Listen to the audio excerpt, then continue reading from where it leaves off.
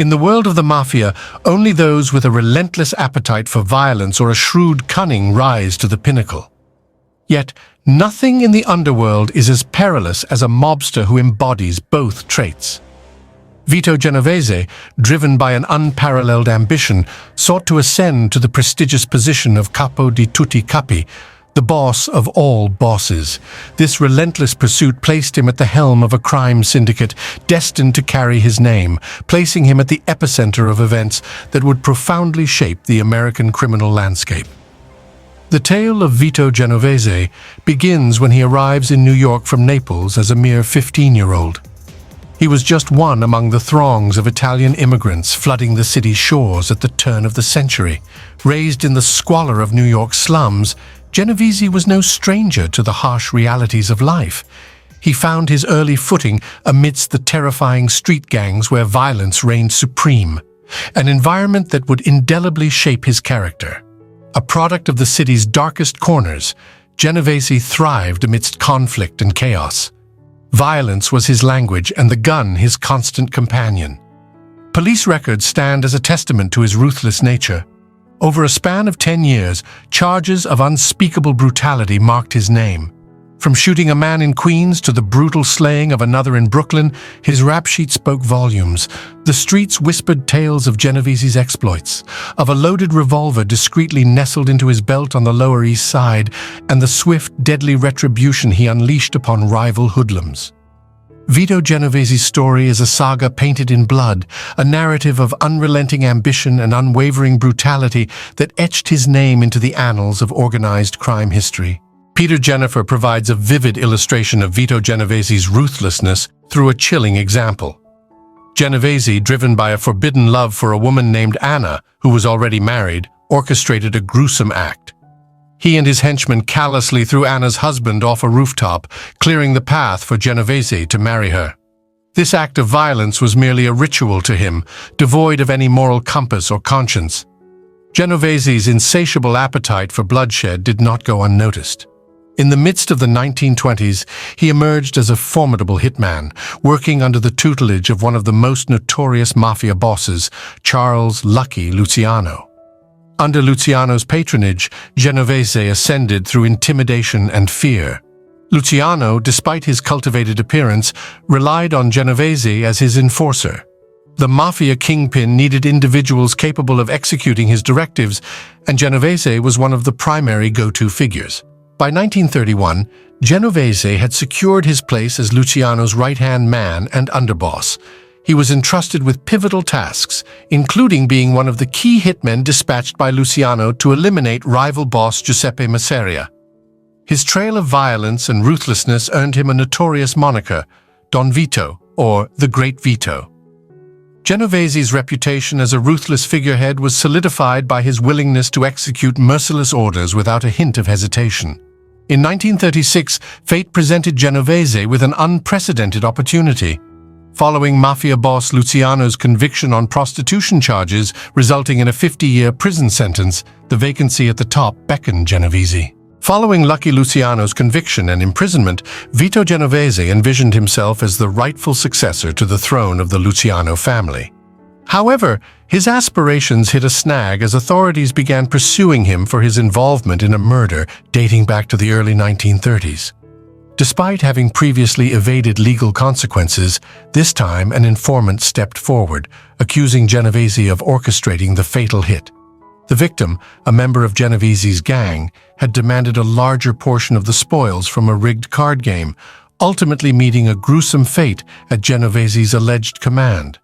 As Genovese stood on the cusp of seizing control of the Luciano family, the murder charge forced him into a hasty escape to Italy to evade both arrest and the electric chair. With Genovese's sudden departure, Luciano, orchestrating events from his prison cell, signaled for Frank Costello to assume a significant role in the syndicate. Frank Costello, like Genovese, hailed from Italy, arriving in East Harlem at the age of 4 with his parents. His father's modest grocery store upbringing, which Costello abhorred for its acceptance of a life of poverty, steered him toward the streets. Rejecting his father's path, Costello embraced the ruthless underbelly of New York, joining one of the city's notorious and violent gangs. In 1915, Frank Costello faced a turning point when he was arrested and sentenced to a year in jail for carrying a firearm. This experience marked a pivotal shift in his demeanor, setting him apart from the likes of Genovese. Upon his release, Costello made a conscious decision to employ his intellect rather than resorting to brute force to ascend in the criminal world. Unlike the conventional mobsters he associated with, Costello comprehended the detrimental impact of violent acts on business dealings. He distanced himself from the typical muscle-centric approach, earning a reputation as a gentleman gangster who eschewed thuggery. Additionally, Costello recognized the potential in slot machines, embracing this illicit venture. By the 1930s, he gained notoriety as the king of the slots. His underground network of one-armed bandit machines raked in a staggering $500,000 daily, catapulting him into a league of unprecedented wealth. Costello's strategic focus on lucrative endeavors positioned him as a significant earner in the underworld, distinct from those reliant on violent crimes or hits to establish their dominance. Meanwhile, across the Atlantic, Vito Genovese navigated life in Italy, attempting to carve out a path for himself after fleeing the United States to evade the murder charges looming over him. Rumors circulated that he carried a fortune of $750,000 in his escape, indicative of his intent to rebuild and possibly reclaim his stake in the criminal hierarchy. With Genovese absent from the American underworld, Frank Costello emerged as a formidable force. As the head of the largest mob family in America, commanding over 400 soldiers, Costello seamlessly stepped into Luciano's shoes, continuing to expand the family's fortunes by billions of dollars. As the head of the National Fascist Party in Italy adamantly opposed the Sicilian mafia, Vito Genovese found himself challenged to prove his mettle in both cunning and violence. Genovese astutely aligned himself with Benito Mussolini by generously contributing money and donations towards fascist buildings. His actions didn't stop there. In an audacious move, Genovese orchestrated a hit in New York City on behalf of Mussolini. A persistent critic of Mussolini in a newspaper met a fatal end orchestrated by Genovese's hired killers. In recognition of his financial aid and services, Mussolini honored Genovese with an Italian knighthood. However, despite this recognition, Mussolini's reputation for executing mafiosos kept Genovese on edge, never allowing him to truly relax. When World War II erupted, Genovese, ever the opportunist, capitalized on the chaos. Initially, he exhibited a deceptive duality, cooperating with both the Axis and the Allies. When the American forces invaded Sicily in 1943 and Mussolini fell from power, Genovese swiftly switched sides. He aligned himself with the US military as an interpreter and advisor, apparently aiding them. However, his true motives lay elsewhere. Behind the facade of assistance, Genovese ran a clandestine black marketeering scheme. Exploiting corruptible army officers, he pilfered supplies from army bases and sold them on the black market in Italy. His cunning maneuvers and exploitation of wartime chaos allowed him to amass wealth and influence while appearing as an ally to the US military, all the while profiting from illicit dealings. Vito Genovese, the cunning mobster known for his knack for survival, successfully turns defeat into victory once more. While he thrives in Italy, aligning himself with Benito Mussolini and the National Fascist Party, his ambitions and destiny lie thousands of miles away across the Atlantic. 6 years after fleeing the United States to evade arrest, Genovese establishes himself in Italy, serving the influential leader Benito Mussolini. Seizing an opportune moment during the shift in the tides of war, Genovese strategically switches allegiance to the US Army, offering his services as an advisor. However, despite his success in Italy and his assistance to the Allied forces, Genovese remains a wanted man in New York City. A witness named Peter Latempa implicates him in an unsolved murder back in the US, casting a shadow over his newfound life abroad. In August 1944, American authorities finally catch up with Genovese in Naples and extradite him back to New York to face the pending murder charge. However, Genovese, with no intention of taking the blame, finds himself in a peculiar turn of events. In January 1945, while under protective custody, Latempa complains of a gallstone problem. Guarded by officers, he receives painkillers to ease his suffering. Shockingly, within 2 hours of taking the painkillers, Latempa succumbs to an unexplained demise. After the unexpected demise of Peter Latempa, a key witness against Vito Genovese, the case against him crumbles. The toxicologist, examining Latempa's body, reports an astonishingly high dosage of sedatives, enough to incapacitate 8 horses. With Latempa eliminated, there is no substantial evidence left against Genovese.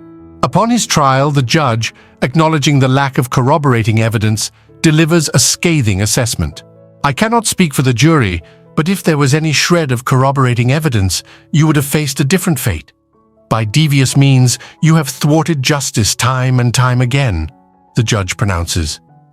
Despite the accusations, Vito Genovese walks out a free man, escaping conviction once more. However, while Genovese is now a free man, he finds himself not as the boss, but as a subordinate to his old rival, Frank Costello. Costello, a master strategist, presents himself not merely as a gangster, but as a sophisticated businessman. His expansive network includes politicians, congressmen, journalists, authors, judges, and other influential figures, bridging the gap between the legitimate world and the underworld. Genovese, now on the sidelines, witnesses Costello's rise to power and influence in New York. Despite his own prowess, Genovese is intimidated by Costello's intelligence and ability to navigate situations with words rather than relying solely on violence. Costello's sway and connections reach such heights that aspiring political candidates in the Democratic Party seek his endorsement, acknowledging his influence in the city. Jealousy and a sense of intimidation simmer within Genovese as he watches Costello become a pivotal figure in New York's intricate power circles. In the intricate world where the mafia's grip extends into the political and judicial systems, Frank Costello emerges as a figure of peculiar danger. He may have appeared refined, well-dressed, and cultivated, but behind this facade lay one of the most potent mafiosos in American history. Costello gained the moniker Prime Minister in the media, a designation suggesting his immense influence in the underworld. While there was no official boss of bosses, Costello held a significant position among equals, sometimes a bit more equal than others. Yet Vito Genovese, observing from the shadows, discerns a fatal flaw in Costello's approach. Costello's focus leaned heavily on dealing with the higher echelons, neglecting the foot soldiers of the mafia, the capos, the captains, and their loyal crews. This negligence, perceived as favoritism towards the upper ranks, led to resentment among the overlooked members. Seizing this discontent as an opportunity, Genovese cleverly undermines Costello's authority. While Costello immersed himself in the upper echelons, Genovese recognized the true pulse of the mafia lay within the soldiers, the button men, the backbone of the family.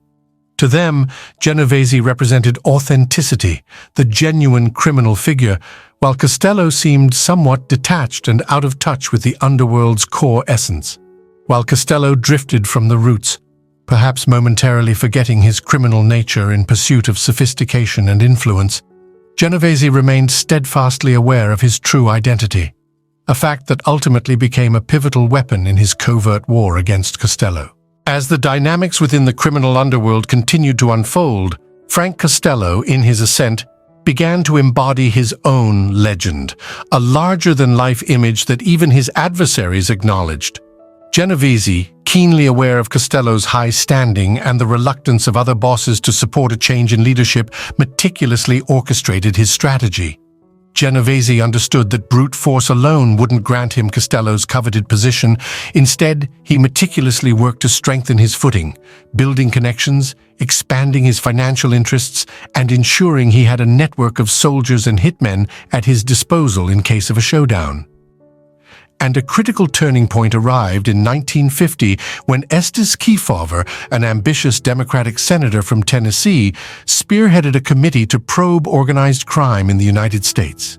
Kefauver's inquiry summoned over 600 individuals, including gangsters, politicians, law enforcement figures, and other underworld personalities, to testify before his committee.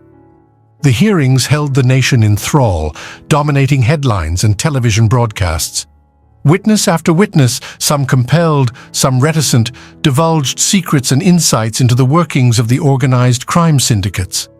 Reflecting on those tumultuous times, a witness recalls the sensation these investigations caused among the public, shedding light on the well-organized criminal entities operating in the country, a revelation that was both shocking and eye-opening for many. Amidst the hesitation of several witnesses to speak, Frank Costello, in a surprising move, agreed to answer questions. His demeanor and responses to probing inquiries not only captivated the committee but also echoed across the nation, raising questions about his allegiances and contributions as a citizen. The stark contrast between the guarded silence of others and Costello's willingness to engage with the investigative process only heightened the intrigue surrounding his role in the labyrinthine world of organized crime. Amidst the heated investigations led by Kefauver, Frank Costello, a figure of formidable repute in the underworld, found himself under intense scrutiny.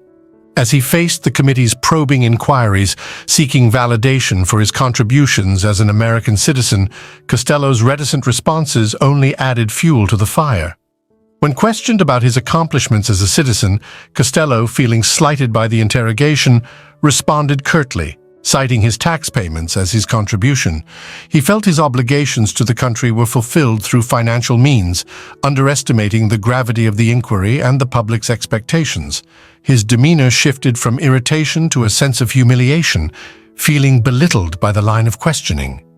This escalating discomfort reached its pinnacle when Costello, feeling ridiculed, refused to entertain further inquiries, producing a doctor's certificate, claiming an inability to testify truthfully due to a supposed mental fog. This moment marked a turning point in Costello's life, a public disgrace that shattered his once stellar reputation. He left the hearings as the primary target of the Justice Department, his once powerful standing tarnished irreparably by the exposure. Subsequently, Costello faced a barrage of legal troubles. Indictments for tax evasion and lying to Congress followed, leading to his convictions. The man once hailed as the Prime Minister of the Underworld found himself stripped of his power and influence, a consequence of his televised appearance before the Kefauver Committee. This televised humiliation proved to be the catalyst that brought the activities of organized crime into the limelight. It heralded the decline of not just Costello's reign, but also cast a shadow on the entire criminal underworld. The attention drawn to the mob's activities following Costello's public debacle would have long-lasting repercussions, eventually culminating in the gradual disintegration of the mob's influence. Costello's downfall paved the way for the inevitable clash between him and Don Vito Genovese.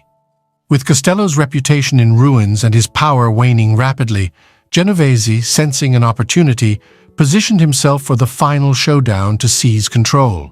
The stage was set for a battle that would not only determine the fate of these underworld figures, but would also mark the beginning of the end for an era in organized crime. Following Frank Costello's televised ordeal during the Senate investigations, his rival, Vito Genovese, saw a window of opportunity to assert control. Determined to seize power, Genovese commenced a ruthless campaign, initiating a series of targeted assassinations with his sights set on gaining dominance over the most prominent mafia family in America.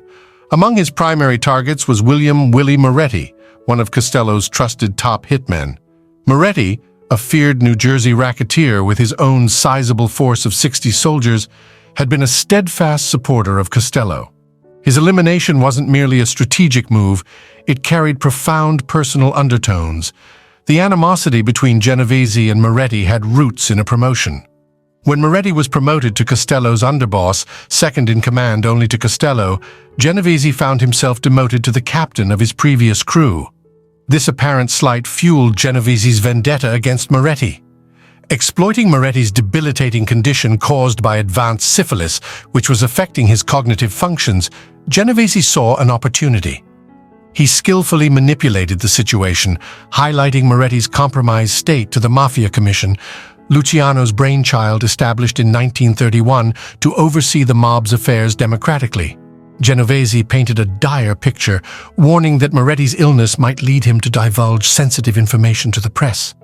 Under the guise of a mercy killing, Genovese sought the Commission's permission to eliminate Moretti, leveraging the strict rules set by the Commission that dictated no boss could be taken out without their authorization. Eventually, the Commission, with its strict protocols and adherence to the rules of engagement within the mafia, granted Genovese the green light for the hit on Moretti. In the backdrop of an ordinary October morning in 1951, as New Yorkers carried on with their daily routines, the stage was set for a chilling turn of events. The orchestrated assassination of Moretti, orchestrated by Genovese, unfolded, marking a significant moment in the power struggle within the criminal underworld. This meticulously planned elimination wasn't merely about a change in leadership. It symbolized the commencement of a deadly power play that would reverberate throughout the mafia landscape, signaling the impending clash between contenders vying for dominance. Following Frank Costello's televised vulnerability during the Senate investigations, his rival, Vito Genovese, became increasingly overt in his pursuit to unseat him from power. Yet Costello found himself unable to mount a counter-offensive. He was entangled in a continuous legal battle with the U.S. authorities over charges of contempt of court and tax evasion. Over the subsequent 6 years, Costello was in and out of jail, his freedom swinging on bail. However, when he emerged on bail in March 1957, Genovese was poised to deliver the fatal blow that would cement his ascendancy within the mafia hierarchy. Despite multiple attempts to gain the Mafia Commission's approval to eliminate Costello, Genovese faced continual denial.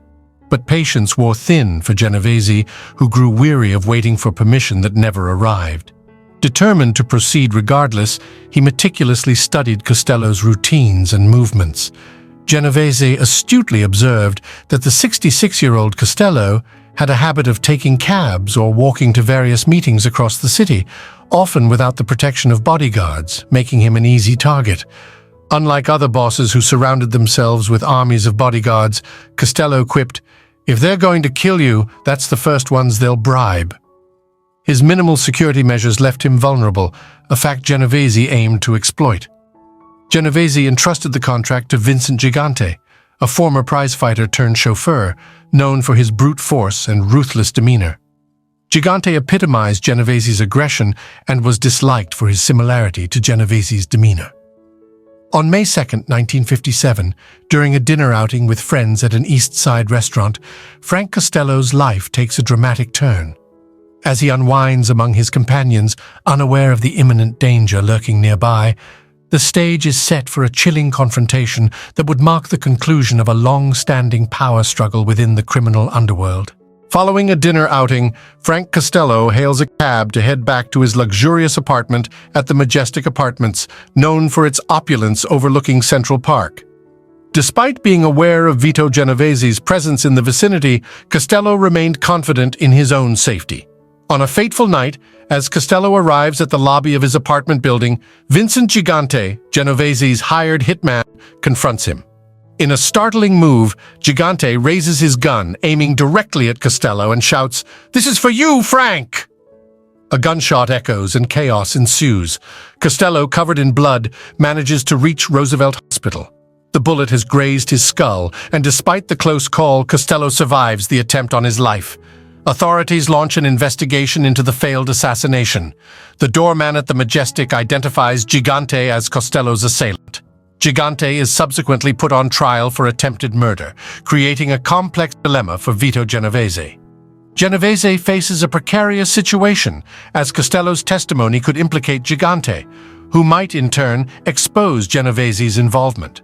However, adhering to the mafia code of silence known as omerta, Costello chooses not to identify Gigante during the trial. Gigante emerges acquitted, and as he exits the courtroom, he approaches Costello, extending his hand in gratitude, saying, "Thanks, Frank." This turn of events, while saving Gigante, leaves Genovese anticipating the inevitable repercussions. In anticipation of looming threats, Genovese seeks counsel from Albert Anastasia, a notorious figure known for his ruthlessness and association with Murder, Incorporated.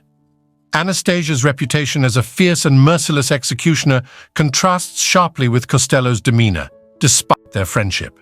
Anastasia's presence as a counterforce indicates that any move against Costello, while Anastasia remains a formidable figure, would have triggered a powerful retaliatory response, amplifying the tension within the criminal underworld. Vito Genovese, realizing the urgency of the situation, sets his sights on Albert Anastasia, the formidable boss, in a bid to strike first. However, Anastasia's fortified New Jersey mansion, guarded by dogs and encircled by barbed wire fences, poses a significant obstacle. Anastasia always moves with a retinue of vigilant bodyguards, making direct confrontation almost impossible. To orchestrate Anastasia's downfall, Genovese turns to an ambitious and rising figure in the crime world, Carlo Gambino, a lieutenant within Anastasia's ranks. Genovese persuades Gambino that their mutual interests would be better served with Anastasia eliminated. On a fateful day, October 25, 1957, Anastasia strolls into a barbershop in Midtown Manhattan. His usual bodyguards park the car in an underground garage and take a brief stroll. Anastasia, known for his meticulous grooming habits, relaxes into the barber's chair, unsuspecting of the impending danger.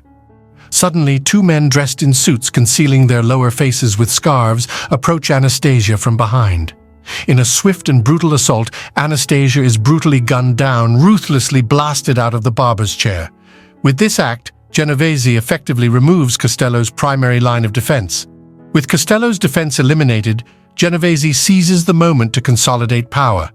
He publicly renounces Frank Costello's authority, declaring himself as the new head of the family. Costello, fully aware of the implications, realizes that his reign has reached its end. He faces a stark choice: surrender or risk assassination. Genovese, now in complete control, takes drastic measures. He strips Costello of all his gambling assets and interests across key territories like Las Vegas, Florida, the Caribbean, and New York. Despite this drastic action, Genovese allows Costello to live, but under strict conditions. He must leave the criminal enterprises behind and never engage in racketeering again. This bold move by Genovese not only solidifies his dominance, but also marks the end of an era for Frank Costello, who must grapple with life outside the underworld, stripped of his once vast criminal empire. Following the seismic shift in power, Frank Costello conveys a resounding message to Vito Genovese, acknowledging Genovese's ascent to the throne of the largest mafia family in New York. This endorsement solidifies Genovese's authority and control over the intricate underworld network. With his newfound position at the helm, Vito Genovese becomes the undisputed boss of the largest mafia family in New York. However, his rapid ascent to power blinds him with a ruthless ambition, leading him down a treacherous path. Genovese starts ordering hits on fellow mafia leaders without seeking approval from the established governing body of the mafia, the Commission. This cavalier behavior sets off alarm bells among Commission members, stirring discomfort and disquiet within the once tightly knit criminal organization. Genovese's unchecked actions and unilateral decisions to eliminate other mob leaders without the Commission's consent violate the sacred rules of engagement within the mafia. But that's not the only cause for concern. Genovese's ventures into drug trafficking add fuel to the fire of unease. While some bosses previously dabbled in narcotics, the recent enactment of stringent anti-drug laws by Congress sends shockwaves through the mafia underworld. Genovese's embrace of drug trafficking, which he views as a lucrative opportunity for the mob, rattles many within the mafia's ranks. The narcotics trade, while potentially profitable, carries immense risks, especially with the looming threat of harsh legal consequences. The fear of attracting unwanted attention and legal repercussions becomes a pressing concern for the crime syndicate. The bosses understand the ramifications. Drug dealings bring not just wealth, but also intense scrutiny and increased risk of informants. The threat of lengthy prison sentences and the potential for members to turn into informants, rats, looms large over those involved in drug trafficking. The bosses grapple with the stark reality that dealing in drugs could result in severe legal repercussions and betrayal from within their own ranks. In this climate of apprehension and uncertainty, the mafia bosses grapple with a critical decision: whether to continue venturing into the perilous world of drug trade, knowing the significant risks it poses to their carefully constructed criminal empires. Genovese's bold move into drug trafficking becomes a contentious point, raising concerns about the potential downfall of the once elusive and secretive criminal organization.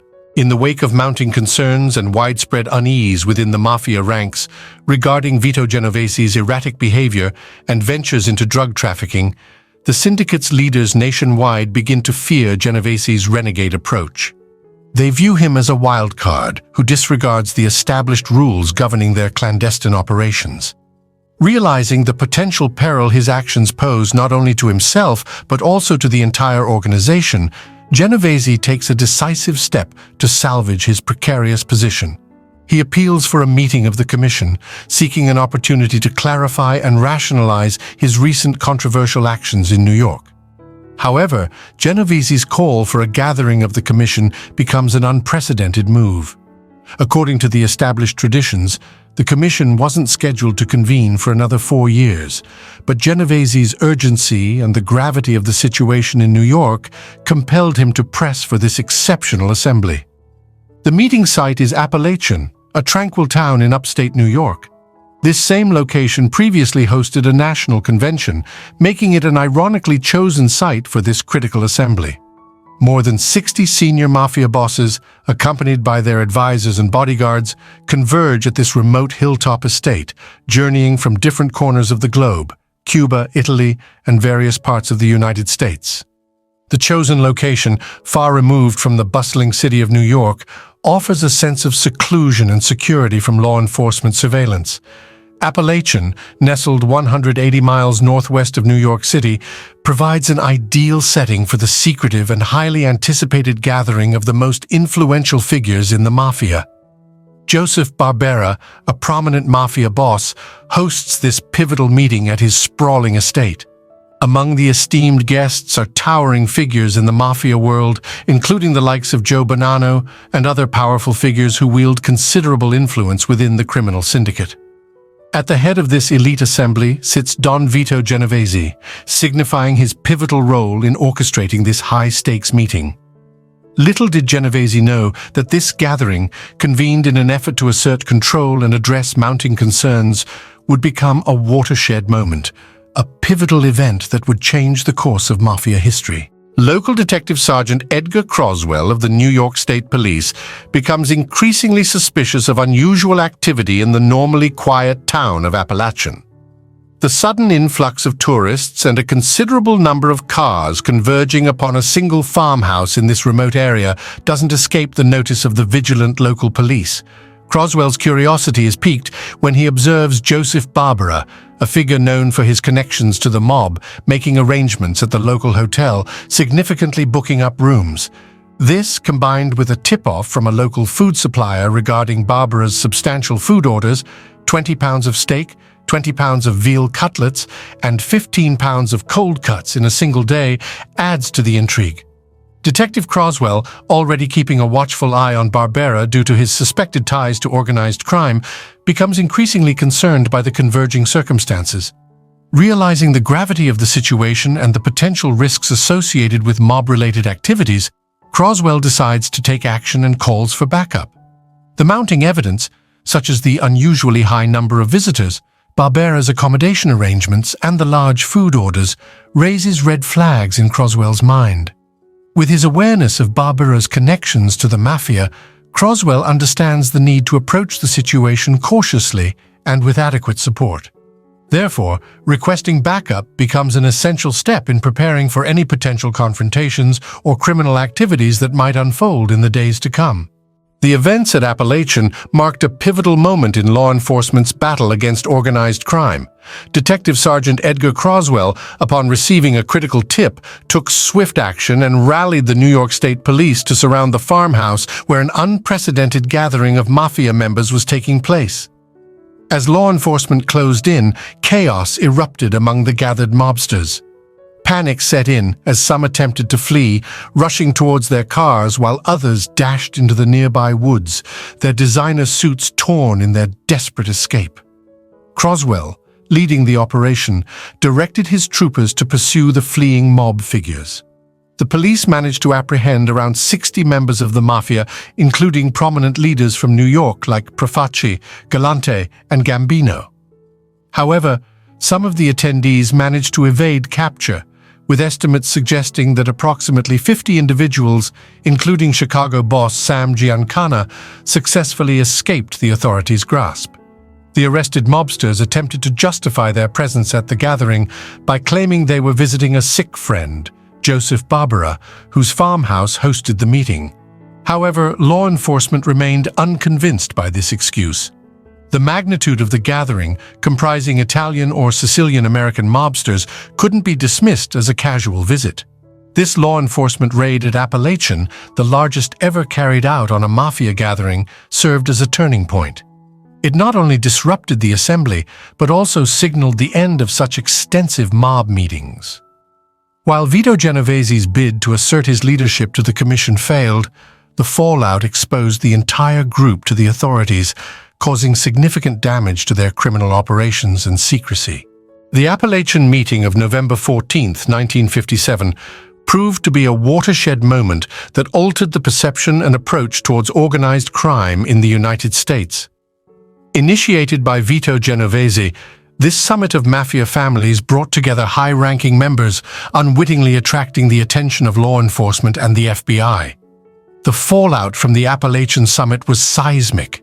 Federal authorities, taking a cue from this gathering, pressed forward with a federal grand jury investigation that resulted in charges against 20 mafia figures. The allegations included conspiracy to commit perjury and obstruct justice.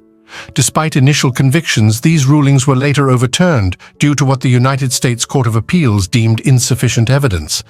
Nevertheless, this event served as a catalyst, effectively spotlighting organized crime in the public eye and the FBI's focus. J. Edgar Hoover, the FBI director, had previously been reticent to acknowledge the existence of organized crime, often dismissing claims of a national crime syndicate as baseless. However, the magnitude and visibility of the Apalachin meeting forced a shift in this perspective. The significance of this gathering underscored the interconnectedness and scope of organized crime across various states.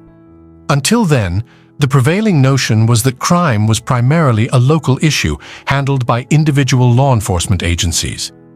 However, the Apalachin meeting shattered this notion, exposing the interconnected and organized nature of criminal syndicates operating nationwide.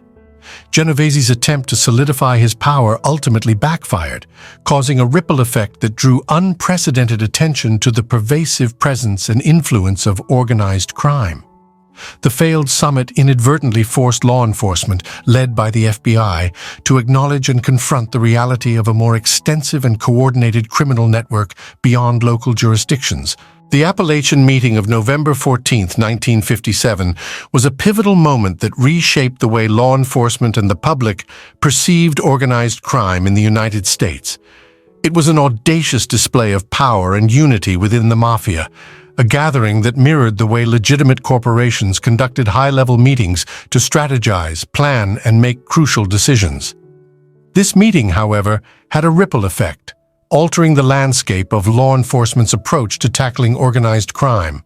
Prior to Apalachin, J. Edgar Hoover, the FBI director, had been dismissive of the idea of a national crime syndicate, denying its existence.